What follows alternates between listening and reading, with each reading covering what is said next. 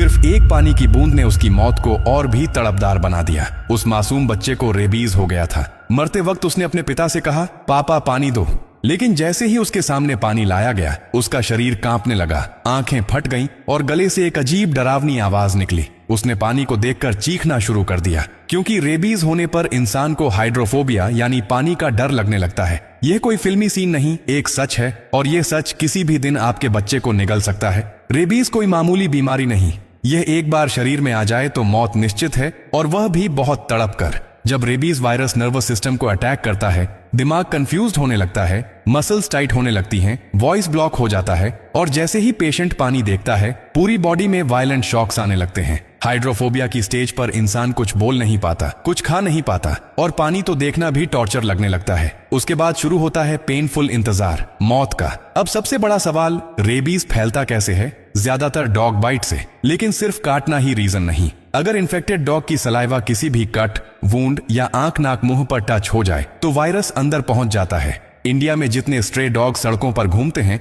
उनमें से कई ऑलरेडी इन्फेक्टेड होते हैं और लोगों को पता भी नहीं चलता।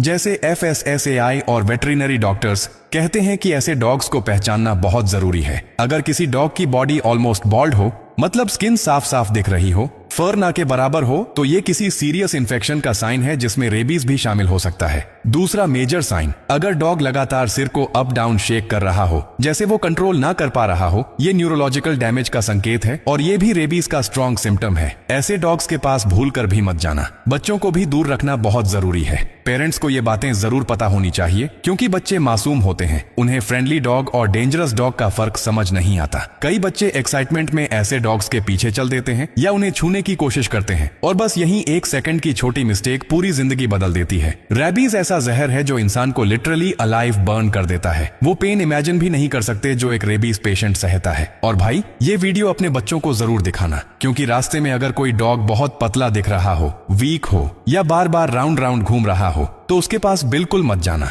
इस तरह का बिहेवियर रेबीज का स्ट्रॉन्ग इंडिकेशन होता है। बहुत से बच्चे सोचते हैं कि डॉग खेल रहा है और एक्साइटमेंट में पास जाकर उसे टच कर लेते हैं, लेकिन ऐसे डॉग्स अचानक बाइट कर देते हैं और फिर बच्चों को रेबीज हो जाता है। रेबीज का कोई इलाज नहीं है, जेरो क्यूर, सिर्फ प्रिवेंशन ही लाइफ सेवर है। अगर कभी भी कोई डॉग काट ले, चाहे हल्की तरफ बस स्क्रैच ही क्यों ना हो, तुरंत साबुन और पानी से 15 मिनट तक वॉश करो। टाइम वेस्ट मत करो, डायरेक्ट डॉक्टर के पास जाओ और एंटी रेबीज वैक्सीन लगवाओ। ये वैक्सीन लाइफ सेवर है। देरी करना मौत को इन्विटेशन है देना है। एक छोटी प्रिकॉशन आपकी पूरी जिंदगी बचा सकती है। इसलिए इस वीडियो को आगे भेजना बहुत इंपॉर्टेंट है। इसे हर फ्रेंड, हर पेरेंट, हर बच्चे वाले घर तक पहुंचाओ। हो सकता है तुम्हारा एक शेयर किसी की जान बचा दे। भाई, एक बात जो ज्यादातर लोग बिल्कुल इग्नोर कर देते हैं, रेबीज सिर्फ कुत्ते से ही नहीं फैलता, बल्कि बिल्ली, बंदर, चमगादड़ जैसे जानवर भी रेबीज वायरस के बड़े कैरियर्स होते हैं। कई बार बच्चे पार्क में बंदर को बिस्किट दे देते हैं और हल्की सी स्क्रैच लाइन लग जाती है और लोग सोचते हैं कुछ नहीं हुआ, लेकिन भाई सच ये है कि वही छोटी सी खरोंच इंसान की लाइफ को डायरेक्ट रिस्क पर डाल देती है। रेबीज वायरस अक्सर कई दिन या कभी कभी कई हफ्ते तक बॉडी के अंदर बिल्कुल साइलेंट मोड में बैठा रहता है। इस दौरान कोई सिम्टम नहीं दिखता,